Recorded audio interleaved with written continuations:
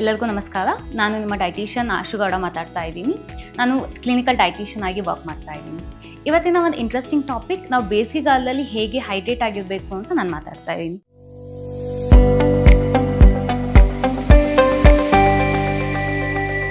ನಮಗೆಲ್ಲ ಗೊತ್ತು, ಬೇಸಿಗೆಗಾಲ ತುಂಬ ಸುಸ್ತಾಗುತ್ತೆ, ನಿಶಕ್ತಿ ಅನಿಸುತ್ತೆ, ಬೇಗ ಕೆಲವರಿಗೆಲ್ಲ ಹೊರಗಡೆಯಿಂದ ಹೋಗಿ ಬಂದ್ರೇ ತುಂಬ ಕಷ್ಟ ಅಂತ ಅನಿಸುತ್ತೆ. ಅದನ್ನ ನಾವು ಹೀಟ್ನ ಬೀಟ್ ಮಾಡಬೇಕು ಅಂತ ಇವತ್ತು ನಾನು ಹೇಳ್ತಾ ಇದ್ದೀನಿ. Very simple. ನಾವು ಹೈಡ್ರೇಷನ್ನ ಸ್ಮಾರ್ಟಾಗಿ ಮಾಡಬೇಕು. ಬರೀ ನೀರು ಕುಡಿಯೋದ್ರಿಂದ ನಮಗೆ ಸುಸ್ತು ಕಮ್ಮಿ ಆಗಲ್ಲ. ನೀವು ನೀರು ಬದಲು ಆ್ಯಕ್ಚುಲಾಗಿ ಸ್ವಲ್ಪ ಮಜ್ಜಿಗೆ ಇರ್ಬೋದು, ಎಳ್ನೀರು ಇರ್ಬೋದು, ಇಲ್ಲಾಂದರೆ ಆ ಮಜ್ಜಿಗೆಗೆ ಸ್ವಲ್ಪ ಉಪ್ಪು ಹಾಕ್ಕೊಂಡು, ಅಥವಾ ನಿಮಗೆ ಏನು ಇಷ್ಟ ಇರುತ್ತೆ ಅದು ಕೆಲವೊಂದು ಸ್ಪೈಸಸ್ ಹಾಕ್ಕೊಂಡು ನೀವು ತೊಗೋಬೋದು. ಸ್ಪೈಸಸ್ ಅಂತ ಅಂದರೆ ತುಂಬ ಸ್ಟ್ರಾಂಗ್ ಸ್ಪೈಸಸ್ ಅಂತ ಅಲ್ಲ, ಶುಂಠಿ ಇರ್ಬೋದು, ಅಥವಾ ಮಿಂಟ್ ಲೀವ್ಸ್ ಇರ್ಬೋದು, ಅಥವಾ ಕೊರಿಯಂಡರ್ ಲೀವ್ಸ್ ಇರ್ಬೋದು, ಈ ಥರದ್ದು ಹಾಕ್ಕೊಂಡು ನೀವು ತೊಗೊಳ್ಳಿ. ಸೆಕೆಂಡ್ ಪಾರ್ಟ್, ನಾವು ಟೆಂಡರ್ ಕೊಕೊನಟ್ಗೆ ಸ್ವಲ್ಪ ಸಬ್ಜಾ ಸೀಡ್ಸ್ ಅಥವಾ ಚಿಯಾ ಸೀಡ್ಸ್ನ ಹಾಕೊಂಡು ತೊಗೊಳೋದ್ರಿಂದನೂ ಬಾಡಿ ತುಂಬ ಕೂಲ್ ಆಗುತ್ತೆ. ಅಥವಾ ಲೆಮನ್ ಜ್ಯೂಸ್ ಮಾಡ್ಕೊಳ್ಳೋದ್ಕಿಂತನೂ ನೀವು ಲೆಮನ್ ವಾಟರ್ ಮಾಡ್ಕೊಂಡ್ರೆ ತುಂಬ ಹೆಲ್ಪ್ ಆಗುತ್ತೆ. ಬಿಕಾಸ್ ಅದಕ್ಕೆ ಶುಗರ್ ನಾವೇ ಹಾಕೋ ಅವಶ್ಯಕತೆ ಇರಲ್ಲ.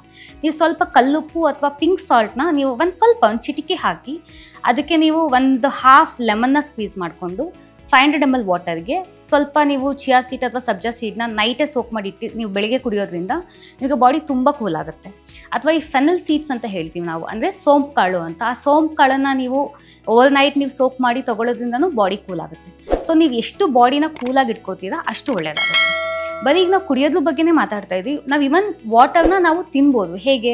ವಾಟರ್ ಮೆಲನ್, ಮಸ್ಕ್ ಮೆಲನ್, ಅಥವಾ ನೀವು ಆರೆಂಜಸ್. ಈ ಸೀಸನಲ್ಲಿ ನಮಗೆ ಸೀಸನಲ್ ಫ್ರೂಟ್ನ ಅಂತ ಸಿಗೋದೆಲ್ಲ ನಮಗೆ ನೀರಿನ ಅಂಶ ಜಾಸ್ತಿ ಇರೋವಂಥ ಫ್ರೂಟ್ಗಳೇ ಸಿಗುತ್ತೆ. ಪೈನಾಪಲ್ಲು ನೀವು ತಿನ್ಬೋದು. ಇದನ್ನೆಲ್ಲ ನಾವು ತಿನ್ನೋದ್ರಿಂದ ನಿಮಗೆ ಹೈಡ್ರೇಷನ್ ಇನ್ನೂ ನೆಕ್ಸ್ಟ್ ಲೆವೆಲಿಗೆ ನಿಮಗೆ ಬಾಡಿ ಹೈಡ್ರೇಟ್ ಆಗ್ತಾ ಹೋಗುತ್ತೆ. ಹಾಗಾಗಿ ಹೈಡ್ರೇಷನ್ನು ಬರೀ ಜಸ್ಟ್ ವಾಟರ್ ಕುಡಿಯೋದಲ್ಲ, ನಾವು ಬೇರೆ ಸಬ್ಸ್ಟಿಟ್ಯೂಟ್ ಮಾಡಿಕೊಂಡು ಬಟರ್ ಮಿಲ್ಕ್, ಟೆಂಡರ್ ಕೊಕೊನಟ್ನ ತೊಗೋಬೇಕಾಗುತ್ತೆ, ಅಥವಾ ಲೆಮನ್ ವಾಟರ್ನ ತೊಗೊಳ್ಳಿ. ಅದ್ರ ಜೊತೆಗೆ ನೀವು ವಾಟರ್ ಫ್ರೂಟ್ಸ್ನ ತೊಗೊಳ್ಳಿ. ಆ್ಯಕ್ಚುಲಾಗಿ watermelon, muskmelon, orange, pineapple, ಈ ಥರ ಫ್ರೂಟ್ಸ್ನ ತೊಗೊಳೋದ್ರಿಂದ. And cucumber is a best option. Because 80 to 90% ನಿಮಗೆ ವಾಟರ್ ಇರುತ್ತೆ ಕುಕುಂಬರಲ್ಲಿ. ಪ್ರತಿ ಮೀಲನ್ನು ನೀವು ಕುಕುಂಬರ್ ಇನ್ಕ್ಲೂಡ್ ಮಾಡೋದ್ರಿಂದ ನಿಮಗೆ ಚೆನ್ನಾಗಿ ಹೈಡ್ರೇಟ್ ಆಗುತ್ತೆ.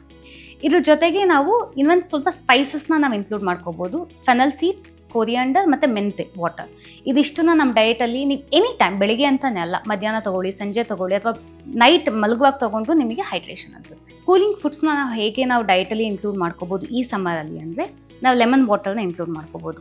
1 ಗ್ಲಾಸ್ ವಾಟರ್ಗೆ ಹಾಫ್ ಲೆಮನ್ನ ಸ್ಕ್ವೀಸ್ ಮಾಡಿ 1 ಸ್ಪೂನ್ ಸಬ್ಜಾ ಸೀಡ್ಸ್ನ, ಅಥವಾ 1 ಸ್ಪೂನ್ ಅಂದರೆ ಡ್ರೈ ಅಂದರೆ 1 ಪಿಂಚ್ ಹಾಕಿದ್ರೆ ಸಾಕು. ಅದನ್ನ ಸಬ್ಜಾ ಸೀಡ್ಸ್ನ ನೀವು ಒಂದು 5 minutes ಸೋಕ್ ಮಾಡಿಟ್ಟು ಒಂದು ಸ್ವಲ್ಪ ಕಲ್ಲುಪ್ಪು ಅಥವಾ ನೀವು ರಾಕ್ ಸಾಲ್ಟ್ ಅಥವಾ ಪಿಂಕ್ ಸಾಲ್ಟ್ನ ಯೂಸ್ ಮಾಡಿ.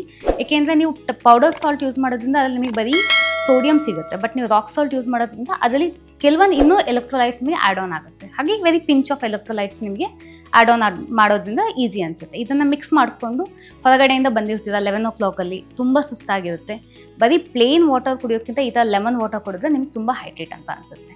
ಇಲ್ಲಾಂದರೆ ಮಜ್ಜಿಗೆ ಇಸ್ ವೆರಿ ಸಿಂಪಲ್. ಅಂದರೆ ಕೆಲವರು ತುಂಬ ಗಟ್ಟಿ ಮಜ್ಜಿಗೆ ಮಾಡ್ಕೋತಾರೆ. ನೀವು ಆದಷ್ಟು ತಿಳಿ ಮಜ್ಜಿಗೆ ಮಾಡ್ಕೋಬೇಕು.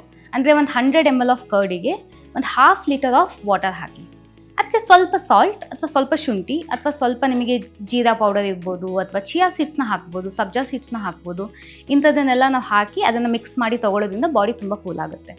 ಪ್ರತಿ ಊಟದ ಜೊತೆಗೂ ನೀವು 1 ಗ್ಲಾಸ್ ಮಜ್ಜಿಗೆನ ಅಟ್ಲೀಸ್ಟ್ ಒಂದು ದಿನದಲ್ಲಿ 2 to 3 glasses ತೊಗೊಂಡ್ರೆ ಸಾಕು. ಬಿಕಾಸ್ ಯಾವುದು ಜಾಸ್ತಿ ತೊಗೊಂಡ್ರೆ ಅದು ಒಳ್ಳೆಯದಲ್ಲ ದೇಹಕ್ಕೆ, ನಮಗೆ ಗೊತ್ತು. ಎಲ್ಲದು ಲಿಮಿಟಲ್ಲಿ ಇರಬೇಕಾಗುತ್ತೆ.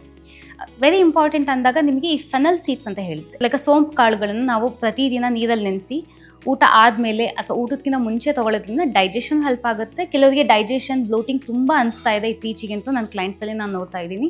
ಯಾಕೆ ಅಂದರೆ ಬಿಕಾಸ್ ಆಫ್ ದ ಸಮ್ಮರ್. ಈ ಸಮ್ಮರ್ ಅಂದರೆ ಬೇಸಿಗೆಗಾಲದಲ್ಲಿ ನೀವು ಫೆನಲ್ ವಾಟರ್ನ ಮಧ್ಯದಲ್ಲಿ ಕುಡಿಯೋದ್ರಿಂದ ನಿಮಗೆ ತುಂಬ ಡೈಜೆಷನಲ್ಲಿ ಹೆಲ್ಪ್ ಆಗುತ್ತೆ. ಮೆಂತೆಕಾಳು ನೀರು ಕೆಲವರಿಗೆ ಡಯಾಬಿಟೀಸ್ಗೂ ಹೆಲ್ಪ್ ಆಗುತ್ತೆ. ನಾರ್ಮಲ್ ಆಗಿದ್ದವರಿಗೆ ವೆಯ್ಟ್ ಲಾಸ್ ಮಾಡ್ಕೊಳ್ಳೋರಿಗೆ ಆಗಿರ್ಬೋದು, ಅಥವಾ ಬಾಡಿನ ಯಾರು ತಂಪಾಗಿ ಇಟ್ಕೋಬೇಕು, ತುಂಬ ಉಷ್ಣ ಅನಿಸುತ್ತೆ ಅಂಥವ್ರು ತೊಗೊಳ್ಳೋದಾಗ ಬಾಡಿ ತುಂಬ ಹೀಟು ಕಮ್ಮಿ ಆಗ್ತಾ ಹೋಗುತ್ತೆ. ನಾವು ಕೊತ್ತಂಬರಿ ಬೀಜದ ನೀರನ್ನು ತೊಗೋಬೋದು. ಇದು ತುಂಬ ಒಳ್ಳೆಯದು. ಇದು ಆ್ಯಂಟಿ ಇನ್ಫ್ಲಮೇಟ್ರಿ ನಾವು ವಾಟರ್ ಅಂತ ಕರಿತೀವಿ. ಇದನ್ನು ನೀವೇನು ಮಾಡಬೇಕು ಅಂದರೆ, ನೈಟು 1 ಸ್ಪೂನ್ ಕೊತ್ತಂಬರಿ ಬೀಜನ 1 ಗ್ಲಾಸ್ ವಾಟರಲ್ಲಿ ನೆನೆಸಿರಿ. ಬೆಳಿಗ್ಗೆ ಅದನ್ನು ಸ್ವಲ್ಪ ಕುದಿಸಿ ಖಾಲಿ ಹೊಟ್ಟೆಲಿ ನೀವು ತೊಗೊಳೋದ್ರಿಂದನೂ ಬಾಡಿ ತಂಪಾಗುತ್ತೆ. ಆ್ಯಂಡ್ ಯಾರಿಗೆ ತುಂಬ ಇನ್ಫ್ಲಮೇಷನ್ ಜಾಸ್ತಿ, ಅಂದರೆ ಯಾರಿಗೆ ತುಂಬ ಬ್ಲೋಟಿಂಗ್ ಇರ್ಬೋದು, ಅಥವಾ ಹೆವಿನೆಸ್ ಅಂತ ಅನಿಸುತ್ತೆ ಅಲ್ವಾ, ತುಂಬ ಅವರಿಗೆ ಬಾಡಿ ಯಾವಾಗಲೂ ಹೆವಿ ಅಂತ ಅನಿಸೋರಿಗೆ ಇದು ತುಂಬ ಹೆಲ್ಪ್ ಆಗುತ್ತೆ. ಏಕೆನ್ನೇನು ಕೆಲವರಿಗೆ ತುಂಬ ಬಾಯ್ಲ್ ಮಾಡೋಕ್ಕಾಗಲ್ಲ ಅಂತ ಪ್ಲೇನ್ ವಾಟರ್ ತೊಗೋಬೋದು. ಬಟ್ ಆ ಸೀಡ್ಸ್ನೇ ತಿನ್ಬೇಕು ಅನ್ನೋದಿಲ್ಲ. ಅದನ್ನು ನೀವು ಸೋಸಿ ಅಥವಾ ಫಿಲ್ಟರ್ ಮಾಡಿ ಬರೀ ನೀರು ಕುಡಿಯೋದ್ರಿಂದ ಸಾಕಾಗುತ್ತೆ. ಇವಾಗ ಸಮ್ಮರಲ್ಲಿ ಕೆಲವರು ವರ್ಕೌಟ್ ಮಾಡ್ತಾ ಇರ್ತಾರೆ. ಸೊ ಆದಷ್ಟು ನಾನು ಹೇಳೋದು ಬೆಳಗಿನ ಜಾವ ವರ್ಕೌಟ್ ಮಾಡಿ, ಇಲ್ಲಾಂದರೆ ಸಂಜೆ ವರ್ಕೌಟ್ ಮಾಡಿ. ಈ ಮಧ್ಯಾಹ್ನ 11 ಗಂಟೆ 12 ಗಂಟೆಲೆಲ್ಲ ವರ್ಕೌಟ್ ಮಾಡೋದ್ರಿಂದ ನಿಮಗೆ ಏನಾಗುತ್ತೆ ಅಂದರೆ ತುಂಬ ಸುಸ್ತಾಗುತ್ತೆ. ಬಿಕಾಸ್ ನಮಗೆ ಬಿಸಿಲು ತುಂಬ ಹೆಚ್ಚಾಗಿರುತ್ತೆ. ಹಾಗಾಗಿ ಅರ್ಲಿ ಮಾರ್ನಿಂಗ್ ಮಾಡಿ, ಇಲ್ಲಾಂದರೆ ಈವ್ನಿಂಗ್ ಮಾಡೋದ್ರಿಂದ ನಿಮಗೆ ಹೆಲ್ಪ್ ಆಗುತ್ತೆ.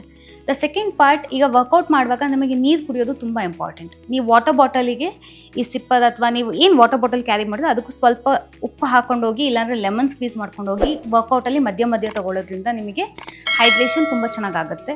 ಆಮೇಲೆ ಬಂದ ಮೇಲೂ ಅಷ್ಟೇ ಮಜ್ಜಿಗೆ ಕುಡೀರಿ. ಈಗ ಕೆಲವರೆಲ್ಲ ಪ್ರೋಟೀನ್ ಎಲ್ಲ ತೊಗೋತಾರೆ, ಬಟ್ ನಾನು ಹೇಳೋದು ರಾಗಿ ಮಾಲ್ಟ್ ಅಥವಾ ಮಜ್ಜಿಗೆ ಕುಡಿಯೋದ್ರಿಂದನೂ ನಿಮಗೆ ತುಂಬ ಚೆನ್ನಾಗಿ ಬಾಡಿ ತಂಪಾಗುತ್ತೆ. ಆಮೇಲೆ ನಮಗೆಲ್ಲ ಗೊತ್ತು ಈ ರಾಗಿ ಅಂಬಲಿ ನಮ್ಮ ಕಡೆ ಕರ್ನಾಟಕದಲ್ಲೆಲ್ಲ ಯೂಸ್ ಮಾಡ್ತೀವಿ ಅಂತ. ಅದನ್ನು ನೀವು ಬೇಸಿಗೆಗಾಲದಲ್ಲಿ ತಿಳಿಯಾಗಿ ಮಾಡ್ಕೊಳ್ಳಿ, ಮತ್ತು ಗಟ್ಟಿ ಮಾಡ್ಕೊಬೇಡಿ. ಆಮೇಲೆ ಊಟ ಆದ ತಕ್ಷಣ ಕುಡಿಯೋದಕ್ಕಿಂತ ಮಧ್ಯದಲ್ಲಿ ಸ್ನ್ಯಾಕ್ಸ್ ಆಗಿ ನೀವು ರಾಗಿ ಅಂಬಲಿನ ತೊಗೊಳ್ಳೋದು ಬೆಸ್ಟ್ ಆಗುತ್ತೆ. ಊಟ ಆದಮೇಲೆ ತೊಗೊಂಡ್ರೆ ದಪ್ಪ ಆಗೋ ಚಾನ್ಸಸ್ ಇರುತ್ತೆ, ಬಿಕಾಸ್ ಕ್ಯಾಲೋರಿ ಜಾಸ್ತಿ ಆಗುತ್ತೆ. ಬಟ್ ತಿಳಿಯಾಗಿ ನೀವು ಸ್ನ್ಯಾಕ್ಸ್ ಒಂದು 11 ಗಂಟೆ ಹಂಗೋ ಅಥವಾ 4 ಗಂಟೆ ಹಂಗೋ ನೀವು ಒಂದೊಂದು ಗ್ಲಾಸ್ ಮಜ್ಜಿಗೆ ಕುಡಿಯೋದ್ರಿಂದ, ಮಜ್ಜಿಗೆ ಮತ್ತು ರಾಗಿ ಅಂಬಲಿನ ಮಿಕ್ಸ್ ಮಾಡ್ಕೊಂಡು ಕುಡಿಯೋದ್ರಿಂದ ನಿಮ್ಗೆ ಅದು ಸಹ ಒಂದು ಬೆನಿಫಿಟ್. ಸೊ ಕನ್ಕ್ಲೂಷನ್ ಏನಂತ ಹೇಳಿದ್ರೆ, ಬೇಸಿಗೆಗಾಲ ಶುರು ಆಗಿದೆ, ಹಾಗಾಗಿ ನೀರನ್ನ ಚೆನ್ನಾಗಿ ಕುಡೀರಿ.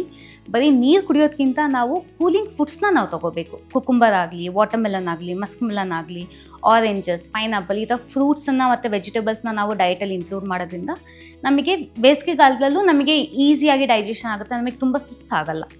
ಸೆಕೆಂಡ್, ಬರೀ ನೀರು ಕುಡಿಯೋದಕ್ಕಿಂತ ಸ್ವಲ್ಪ ಸಾಲ್ಟ್ ಹಾಕ್ಕೊಂಡು ಕುಡಿಯೋದ್ರಿಂದ ನಮಗೆ ಹೆಲ್ಪ್ಫುಲ್ ಆಗುತ್ತೆ ಹೈಡ್ರೇಷನ್ಗೆ. ಥರ್ಡ್ ಪಾಯಿಂಟ್, ನಿಮಗೆ ಎಲ್ಲರಿಗೂ ಗೊತ್ತು ಇವಾಗ ಬೇಸಿಗೆಯಲ್ಲಿ ತುಂಬ ಕಷ್ಟ ಅನಿಸ್ತಾ ಇರುತ್ತೆ ಅಂತ. ಹಾಗಾಗಿ ಫೆನಲ್ ವಾಟರ್ ಅಂದರೆ ಸೋಂಪು ಕಾಳು ಅಥವಾ ಕೊತ್ತಂಬರಿ ಬೀಜದ ನೀರು ಅಥವಾ ಮೆಂತೆ ಕಾಳನ್ನು ನೀರನ್ನು ನೀವು ಪ್ರತಿದಿನ ಎಲ್ಲದನ್ನು ಒಂದೇ ಸಲ ತೊಗೋಬೇಕು ಅಂತಲ್ಲ, ಆಲ್ಟರ್ನೇಟಿವ್ ಮಾಡ್ತಾರೆ. ಒಂದಿನ ಕೊತ್ತಂಬರಿ ಬೀಜದ ನೀರು ತೊಗೊಳ್ಳಿ, ಇನ್ನೊಂದು ದಿನ ಮೆಂತೆ ನೀರು ತೊಗೊಳ್ಳಿ, ಇಲ್ಲ ಒಂದೊಂದು ವಾರ ಒಂದೊಂದು ಸಲ ತೊಗೊತಾ ಹೋಗಿ. ಆವಾಗ ನಿಮಗೆ ಹೆಲ್ಪ್ ಆಗುತ್ತೆ. ಇದಿಷ್ಟು ಮಾಡೋದ್ರಿಂದ ನೀವು ಸಮ್ಮರ್ನ ತುಂಬ ಸುಸ್ತಾಗದೋ ಥರ ಮೇಂಟೈನ್ ಮಾಡ್ಕೊಂಡು ಹೋಗ್ಬೋದು. ಲೇಟೆಸ್ಟ್ ಹಾಗೂ ಇಂಟ್ರೆಸ್ಟಿಂಗ್ ಸುದ್ದಿಗಳಿಗಾಗಿ ಬಾಸ್ ಟಿವಿ ಕನ್ನಡ ಚಾನೆಲ್ನ ಸಬ್ಸ್ಕ್ರೈಬ್ ಮಾಡಿ. ಹಾಗೆಯೇ ಬೆಲ್ ಐಕಾನ್ ಪ್ರೆಸ್ ಮಾಡಿ. ಇದರ ಜೊತೆಗೆ ಫೇಸ್ಬುಕ್, ಇನ್ಸ್ಟಾಗ್ರಾಮ್, ಎಕ್ಸ್ನಲ್ಲೂ ಮಿಸ್ ಮಾಡದೆ ಫಾಲೋ ಮಾಡಿ.